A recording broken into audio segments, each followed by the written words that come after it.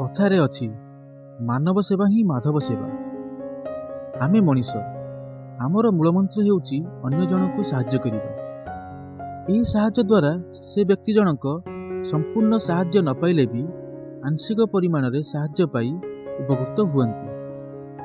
ये सब कथा को दृष्टि रखी मु आउ मो साथी माने दही शरबत प्रस्तुत करिथिलु, जहा द्वारा कि बाटरे आसुथिबा बाटोई माने उपकृत होई परिबे। भिडियोटी को प्रथम शेष पर्यंत देखंतु आउ आम चला पथरे आमर सहायक हुअंतु। जय जगन्नाथ। आम प्रिय ओडिशा रे वर्तमान ग्रीष्म प्रभाव जोगु बाटरे जाउथिबा बाटोई माने बहुत हंतसंत हेउछंती। सेमानंक हंतसंत को दृष्टि रखी आमे आम संस्था तरफरु एक छोट पदक्षेपटे नैथिलु। इच्छा तो अनेक किछि अछि। इच्छा अछि से बाटोई मानक पई संपूर्ण समर्पण हेई सेमानंकु साहाय्य करिवा पई, किंतु मोर संबल को दृष्टि रखी आउ मो साथी मानक सह मिलीमिशी आमे गोटे छोट पदक्षेपटे नैथिलु, जहा हेउची दही शरबत। मु आउ मो साथी माने दही शरबत प्रस्तुति पई सेथिरे 10 केजी दही, बिट लुण, जलजीरा गुंड सह घरु प्रस्तुत करी आनिथिबा आंबकसिया अदा, कंचा लंका, धनिया पत्र, पुदीना पत्र, आंबर मिश्रण को आमे आम शरबत रे मिसेई।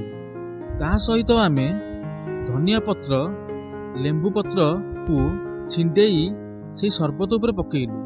ता सहित लेंबु को भल भाबरे चुपुड़ी सेथिरे पकेइलु। आउ राग पई आमे किछि कंचा लंका मध्य पकेइलु। आउ शरबतर टेस्ट को दुईगुणिता करिया पई आमे सेथिरे अल्प परिमाणर चीनी मध्य पकेइथिलु। परिशेष रे आमे अमृत परि स्वाद लागुथिबा आमर टंक तोराणी बा दही शरबत को प्रस्तुत करिथिलु। परिवेश प्रदूषण को दृष्टि रखी आमे संपूर्ण भावे प्लास्टिक ग्लास को वर्जित करिथिलु। आमे माटी पात्र ग्लास को यूज करिथिलु, जहा द्वारा कि परिवेश प्रदूषण रु मुक्ति पाई परिबु। फाइनाली मु आउ मो साथी माने सेही बाटरे आसुथिबा पथिक माननकु अपेक्षा करिथिलु। देखु देखु बहुत सारा पथिक आसी आम अनुष्ठान पाखरे पहुंची गले। आमे समस्तंकु पेट पूरा भावरे आमर दही शरबत पीबाकु देलु। आमर दही शरबत पी बाटोई माने बहुत उपकृत हेले। तांको उपकृत को देखी आमे मध्य बहुत खुशी हेलु।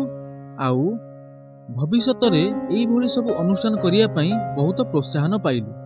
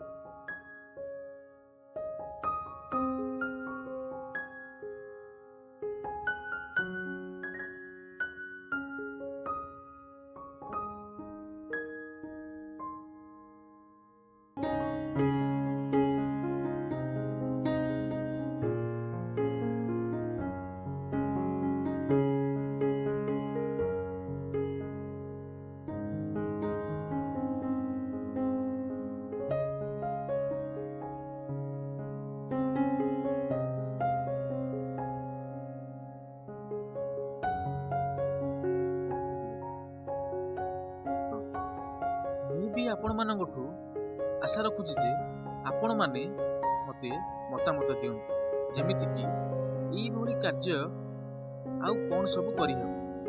ଆପଣମାନଙ୍କ ମତାମତ ପାଇଁ ମୁଁ ଅପେକ୍ଷାରେ ରହିବି।